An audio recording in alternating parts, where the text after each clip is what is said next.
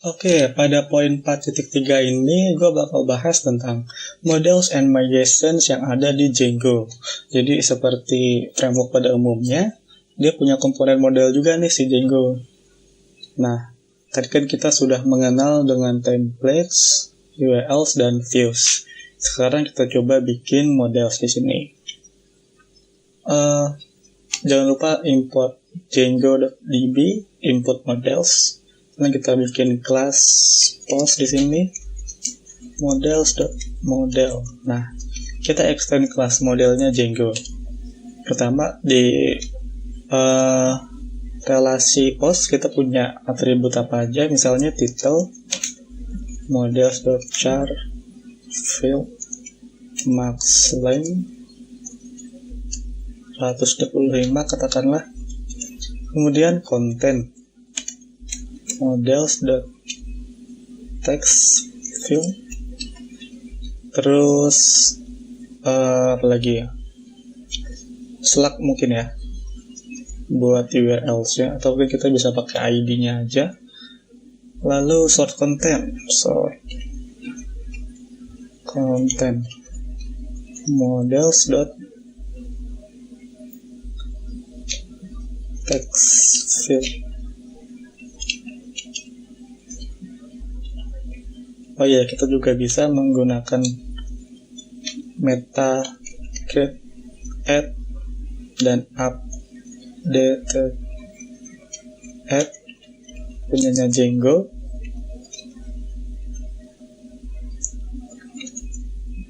Models.datetime field auto null add. Nah, terus saya juga bisa models.datetime field auto null true gitu. Jadi kalau created add ini diupdate kalau misalnya sedang menambahkan. Jadi kalau update add dia akan selalu diupdate kalau misalnya modelnya berubah. Kurang lebih seperti itu. Kemudian untuk kelas berikutnya adalah comment models.model. Di sini langsung konten text. Nah, di sini kita butuh relasi ke postnya, foreign key post delete models on cascade.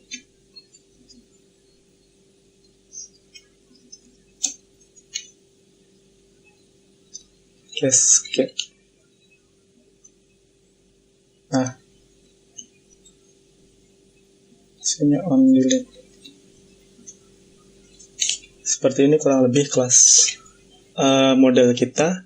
Cara memverifikasi ini sudah benar atau belum, kita bisa bikin migration-nya. Cara buat migration-nya Python 3 atau mungkin Python aja kalau misalnya kalian sudah installnya di command Python gitu. Python 3 -py make migrations tanpa spasi ya. Enter. Nah, di sini sudah otomatis dibuatkan migrations oleh dia di folder migrations dengan nama initial.py. Nah, ini dia bentuk migrations dari si Django. Jadi langsung di generate ID, title, content, sort content, create add, update add, dimiliki oleh model post, kemudian ID, content, dan post dimiliki oleh comment. Jadi secara nggak langsung dia juga sudah menyiapkan field ID di sini ya. Kemudian saya ada yang lupa. Nah, kalau misalnya kita ingin menambahkan atribut baru di sebuah model begini, itu juga bisa langsung make migration ulang. Itu satu ya. Enter. Nah, seperti ini. Jadi nanti dia langsung otomatis dibuatkan yang migration keduanya ini. Dia menambahkan field create add sama update add. yang dimiliki oleh model post gitu. Dependensinya. Jadi ini migrations ini punya dependensi terhadap migration yang pertama. Masuk akal lah ya. Dan ini juga kalian nggak perlu terlalu perhatikan karena bisa dibuat menggunakan manage.py-nya Django di sini dengan mudah bisa di-generate. Begitu. Kemudian kita coba ya bermain-main dengan database-nya. Kita coba connect ke database lokal di sini. Postgre.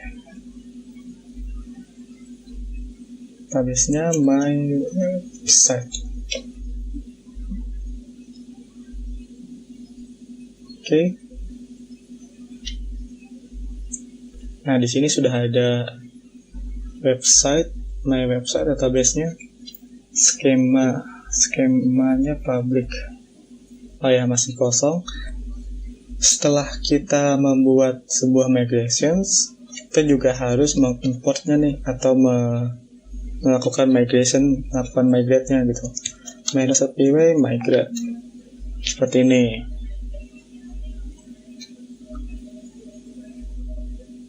Nah, sudah kan? Sekarang kita lihat datanya di sini. Coba kita refresh.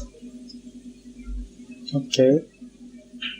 Nah, dia langsung membuat tabel. Ini tabel yang auto generated dari si Django-nya ada lumayan, udah 10 ya. Ada dari app out sama Django-nya itu sendiri. Nah, ini Django yang post di sini sama comment. Nah, kita bisa katakanlah menambahkan sebuah data di sini. Titelnya database post gitu ya, atau mungkin first post, nggak apa-apa deh, first post. Di sininya halo, atau mungkin kita bisa pakai lorem ipsum mungkin di sini.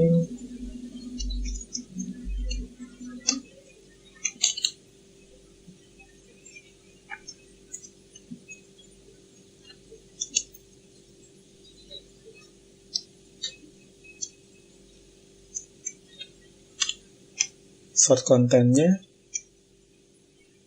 this is my first post.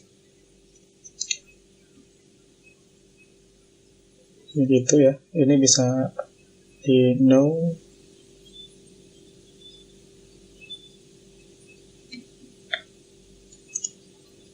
Ini juga.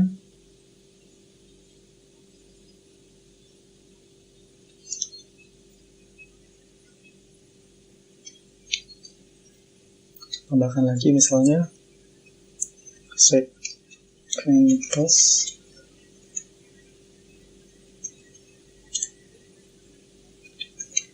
This is my second post.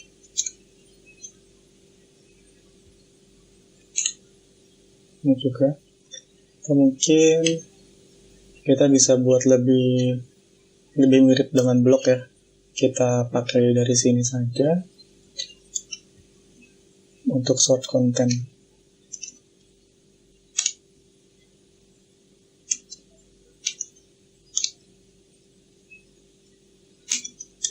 Nah, seperti ini. Oke, kalau udah, mari kita coba lihat main-main dengan model yang dimiliki oleh Django. Kita coba ke views-nya di sini. Dan kita menggunakan data hardcode seperti ini ya. Sekarang kita coba ambil dari modelnya. Import post models.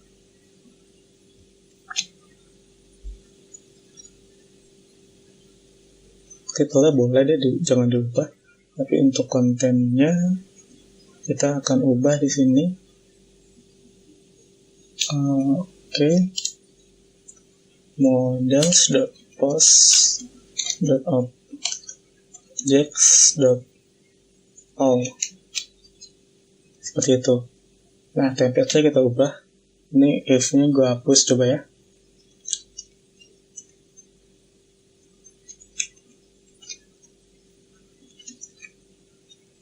post title, post.content. Oke. Oh, ini sort content. Sort content. Kita jalankan. Run server. Oke. Nah ini dia. First post dan second post.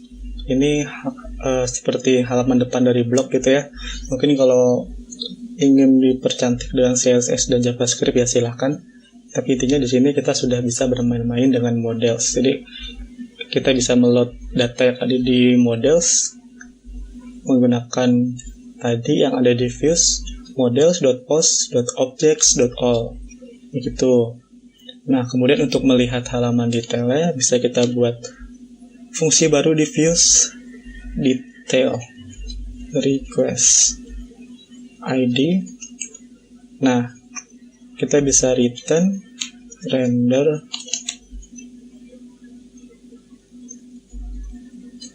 sini blok detail.html.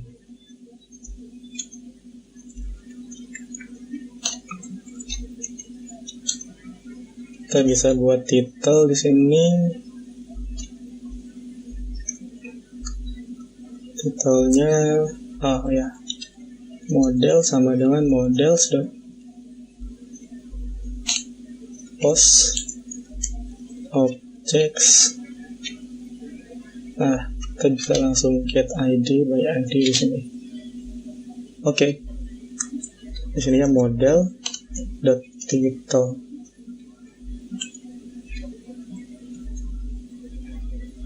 Model. Nah, kita buat dulu nih template-nya detail.html di sini. Begitu.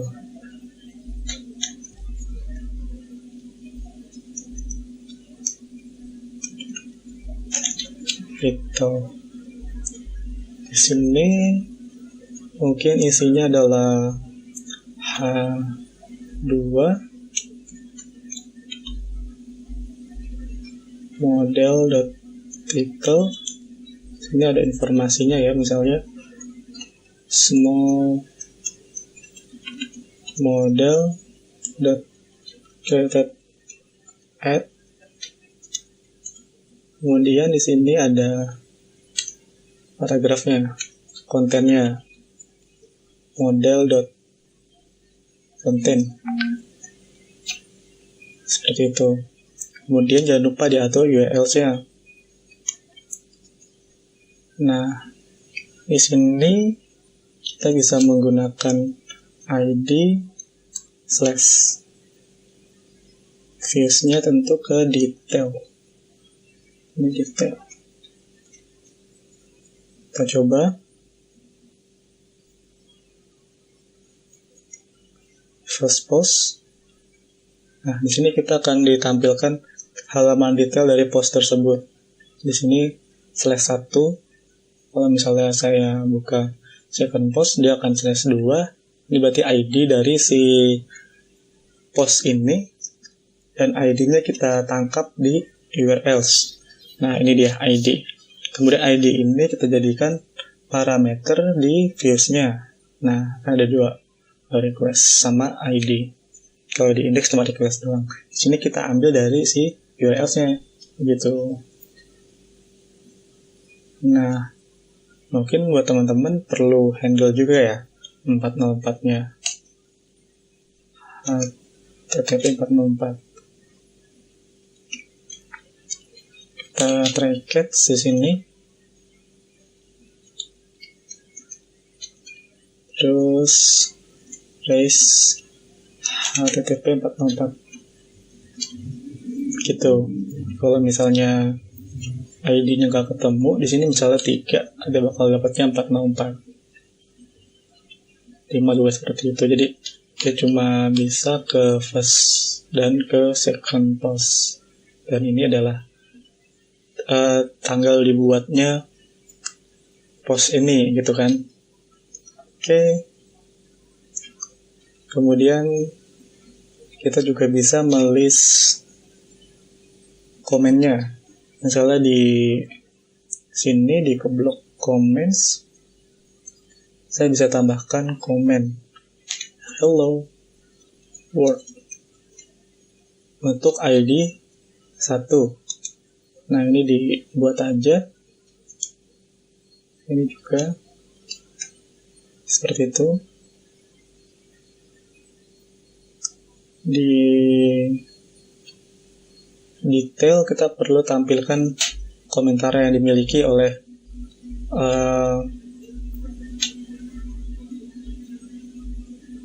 post tersebut, ya kan. Di sini misalnya strong comment.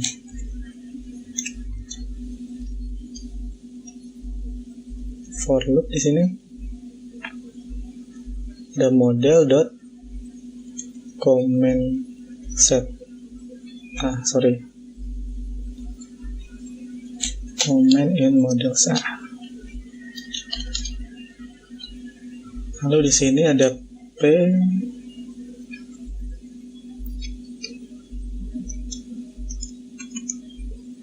comment dot content. Kita coba lihat.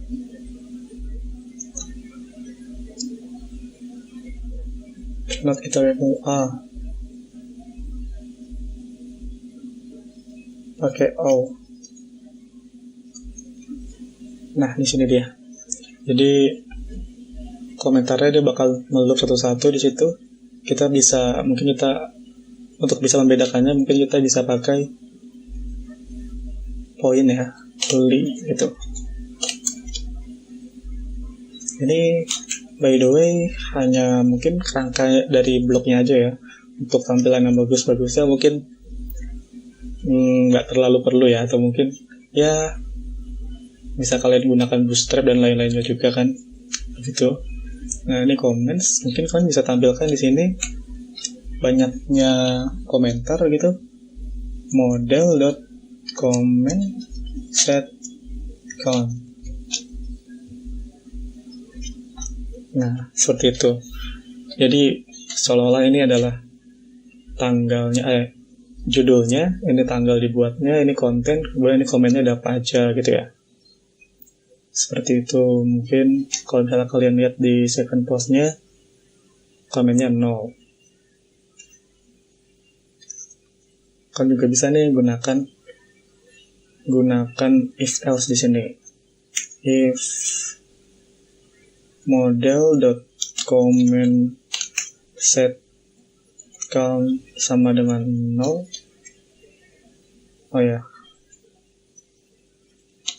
Else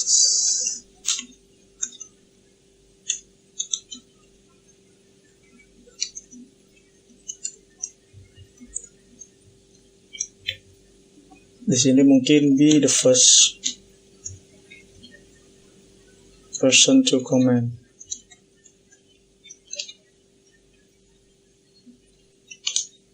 Nah, di sini akan sangat berguna ya if else-nya.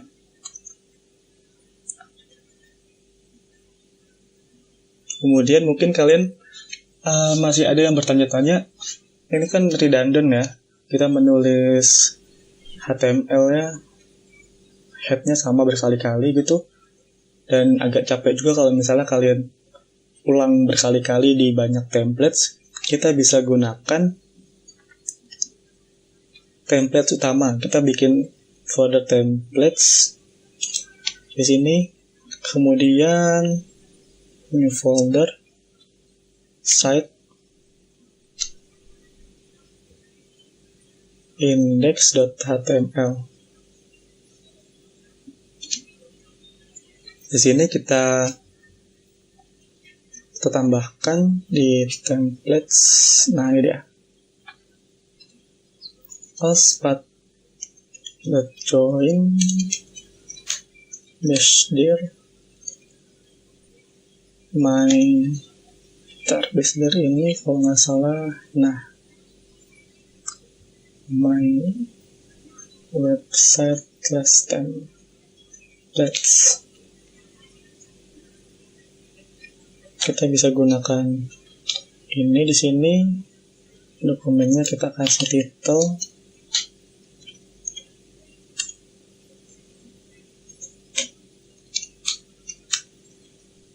defaultnya mungkin my website. Di sini kita buat blok ya. Bloknya konten. Kita kosongin aja. Nah, ini kan kita jadikan template utama ya. Kemudian kita bisa juga melakukan extend terhadap template.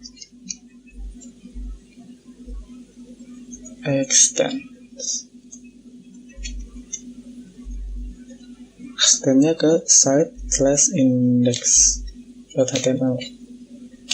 Kemudian blok konten. Seperti ini.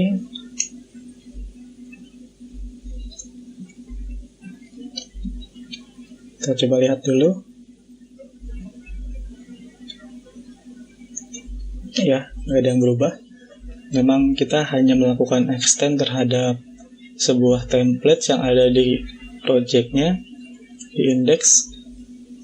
Kita juga bisa melakukan extend di sini. Nah, ini tinggal dicopas. Extends site index.html.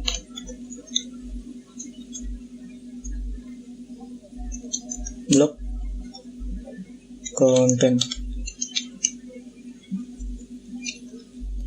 Ini akan sama saja seperti sebelumnya. Ada yang berubah ya.